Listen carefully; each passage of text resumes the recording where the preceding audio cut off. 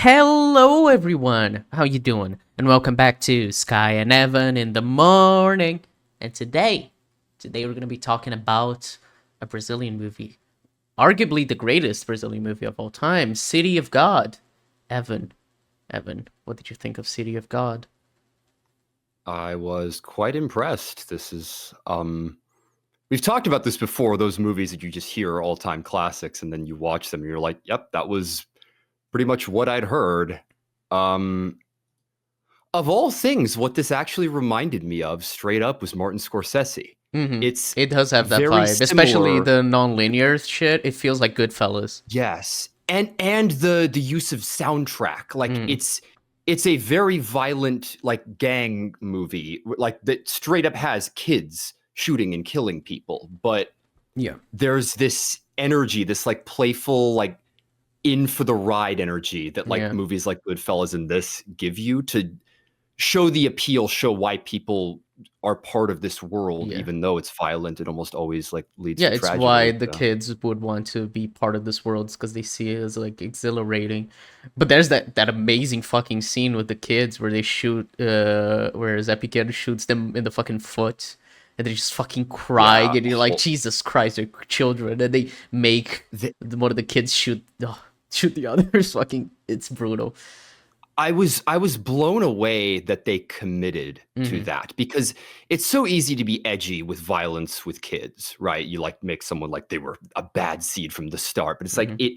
this movie delves into like what violence at a young age does to people, and that the commitment to that, to being able to like hurt kids. They don't do it like in an exploitative way, but they don't also shy away from it because it's just the way the world works in this movie. Yeah. It is fascinating, I and it's obviously based on a real story. It's not like the book is very different from what I read. Yeah, I've not read embellish. the book, but yeah, it's for one the main character Buscapé in real life. He was white, so yeah, Ah, and he was more of an observer, and they wanted to make him more of an active participant in the part of the story in the movie, which makes sense. It would make for a less interesting movie because there are constraints with movie versus book. Time constraints especially, but yeah, but the appeal from the it, beginning was making these like interconnected stories that you like go back and forth, and like because there are so many different characters and so many different stories. I think the cast had like yeah. 60 like main actors and like I was 100 kind 250 like supporting actors. It's kind of crazy. The cast in large part does feel like a TV cast. And Mm. apparently there are TV spin-offs and like a TV movie based Yeah, on there's a TV this show this that's film. I'm not come out very recently called City of God. The war rages on or something. Yeah, no clue how that is, or if they're like they do a good job with like continuing it. It's always that concern with like adapting a movie to a TV show, but the cast is expansive and there's so many different stories going on, so many different relationships explored, and Yeah. they And the movie just they goes don't back and outstay their forth, wealth, and it and doesn't. yeah, it's kind of crazy because it's like they Well, introduce a character like fucking Managalinha. He had a fucking funny name in English. Is a I don't know the names in English. Sorry, I watched the movie in Portuguese. I was about to say that would be native. Like all the nicknames, like it's Rocket and what is it, little Z? That like those are the Little nickname ones, Z, and yeah, it's Little Z. I forgot that was what they call it. The man Zé Pequeno, obviously. It's Managalinha is the guy that gets into the war with Lil Z. huh. I don't remember his name. I remember because for some reason, Knockout Ned. He's the other Knockout player. Ned. That's it. Yeah, because the chapter titles were in English in the movie for some reason, even though I was watching Portuguese. That was weird. Regardless, yeah, him, like he's introduced and he's just fucking, like shit. I don't even know how you'd say that in English. I don't think you guys have that, but it's the guy that that's lets you in the bus.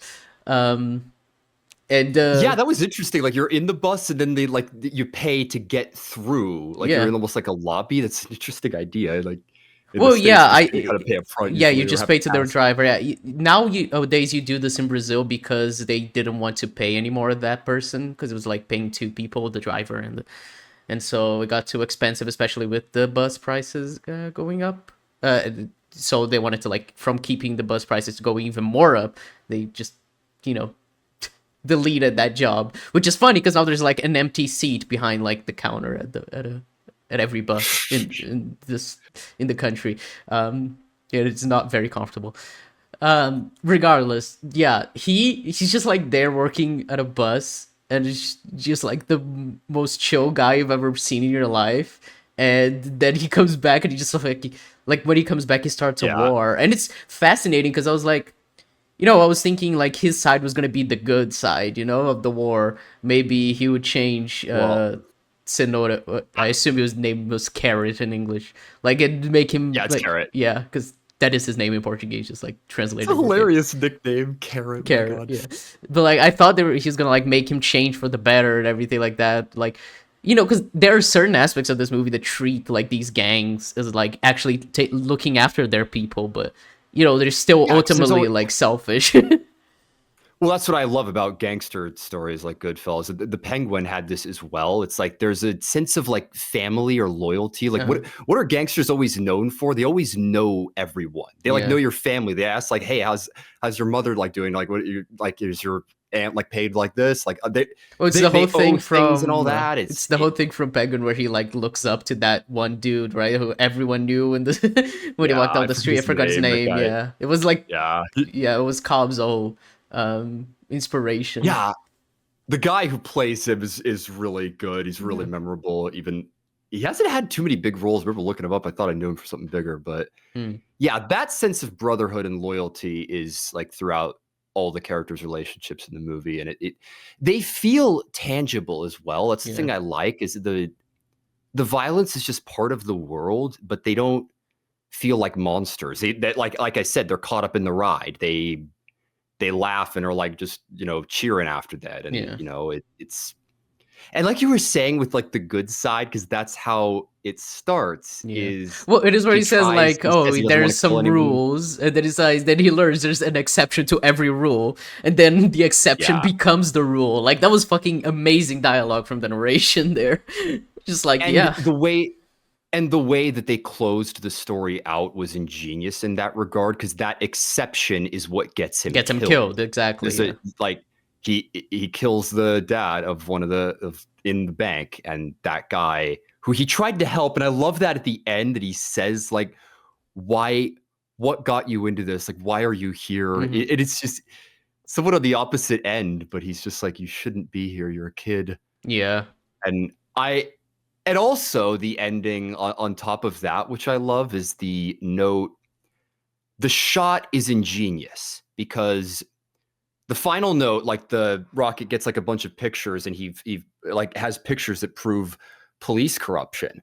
But instead of turning those in and trying to like make the world better, like you were alluding to, he chooses the path that boosts his own career. Yeah. And then when you have the chance to show him walking into the sunset, you instead follow the runts. And it's like those are the people that stay around. And I love how in the movie they keep saying like you should study. You should Hmm. study so that you can get out of here, so that you can get a better job and you don't have to be a gangster. And it's like in the end, he kind of cheats his way out of the slum, and he doesn't. It's not because he was a Well, good it person. is It's the whole because he thing of took like, compromises. it's the whole thing of like these people are always like looking to game the system within, like even the best people within them, like Benet. I don't know what his fucking name is in English. The guy who I think it's dies. That's Benny. That's what Benny. they call him. Yeah, Benny. Right. Did they kill him? And well, he's like they said, he was like the best one of them, like the most honest gangster out there. But he's still, a fucking gangster. He's still like working with people, getting people killed, and like selling fucking drugs and getting people hooked. It's like even the most honest person in the whole favela is not gonna be a great person. It's like what they're saying. Like it's all caught up in gang wars, and it is interesting because a movie like this, you'd expect it to just focus on this time, but because it focuses on like the 60s first and then the 70s, it shows how like Yes. the favelas are built, how the city of God itself was built by just getting people, moving them into there, and because they were poor, like the government didn't care. They just like piled them on, and just didn't care what happened to them. And so because of their poverty Yeah. and everything, they resorted to crime. So it is like a product of their environment, and it's just perpetuated because it's created that whole culture, which still goes on. It's fascinating. It's like a very timeless movie because of that, because it's just like it's showing like the beginning and showing a cycle that hasn't ended yet. It's very interesting. Yeah. And again with the Goodfellas comparison, it's that whole time like over you start with someone when they're younger and you show what their life is like as they move up and Hmm. the world changes with them. So you get a bit of different decades and the city changes with the characters and it's it's such a rich movie. I love movies like this that just have a city and it's called City of God. I'm like, this movie characterizes a city over Mm. the course of decades, and it has a really good cast of characters, and it has a really good grasp of tone and the subject material that it's dealing with, and it's just really well made. Yeah, it A- is one of those And movies not that just it is just like it's hard to find a flaw. I think it's like when we watch the Amadeus or when we talk about like Oppenheimer, it's one of yeah, those movies where it's just like it's just well made in every regard. Like, and the editing, like ugh, yeah, I was gonna mention that. I love for one the way the movie looks, that like early 2000s vibe, and like mhm. the more aggressive like white lighting on the faces during night. Like no one does that anymore because everyone's trying to be realistic. But one of my favorite edits was the scene building to little Z knocking on the door where they use the same shot and they use fades and they rearrange the room. It's like it's been done before, but that was such an ingenious shot, like a Yeah, genius use of editing to like move across time, but like, build up to yeah. It's that. just that And one static shot, like the camera just stood still and like showing passage of time, and it's like. Because it's the type of shot that is actually really hard to do because it's not like they could shoot that in a day because they had to like rebuild the sets over and yeah, over because the sets kept changing every time the ownership changed of the drug selling place. I don't know how you'd call it in English, but yeah, it's fascinating. yeah, Very absolutely loved beautiful the movie. editing. Yeah, It's yeah. And also the nonlinear like part of it. Like I love that the whole introducing characters and they're like, yeah, we're not going to tell the story right now. yeah, not We're like yet. we'll get there later, and then you draw it back, and the movie ends that way because it opens. And I found that a hilarious opening, by the way. The chicken Chasing chase, the they're literally chicken. Yeah, chasing it down with guns and like the all the quick edits of like the sharpening the knife. It's yeah, ingenious it's and so good. yeah, they connect it back very well. And yeah, this is one of those movies. It's an all-time classic for a reason. Yeah. You will not be disappointed. It is interesting. I keep because like obviously I recommended this as a Brazilian myself. I'm familiar with this type of thing happening in Brazil in the favelas of Rio. Um, what what did you this film like show you anything that like shocked you? Because like this movie isn't like very shocking to me because like I know this kind of thing I is like well it used to be common. It still like happens quite a bit, and there's the whole you know the way the favelas have been like fucking infiltrated by cops and corruption and everything. Like there's well, a it's lot of in like this movie too, yeah. ironically enough. They've literally addressed that at the end. It's part of the end now. So Yeah, like the cops are all part of it. It's very interesting. But obviously, the children fucking killing people must be kind of shocking. well, And the scene I of Dadinho or Zé Pequeno, oh, little Zé, fucking killing everyone at the fucking motel, just yeah, smiling and laughing like that was shit. I was like, oh, I get why people love this movie because that was the scene. yeah, that I mean that imagery of him with the revolver, and it's so crazy because you're like, who did that? I'm like, must have been some sort of hitman, and you're like, no, it was just a little kid who Yeah, did that. It's like Jesus, and I that's probably the thing that's most shocking because like it's not uncommon for people that are like underage to have guns, but I'm like, it's how everyone's like 10 or 12, and you're just like, do they get them that young there? I'm like, I guess, and they show that how you start as like a little dealer and then you build up as like a ladder to climb, yeah. and as you get older you grow into the business like Yeah, they literally say you have a career path as a drug dealer. It's yeah crazy. Is that like still common today, or is it like was it more of a thing back? I mean, this was in like 60s to 80s. I'm guessing like it's a different time Definitely now. was more common.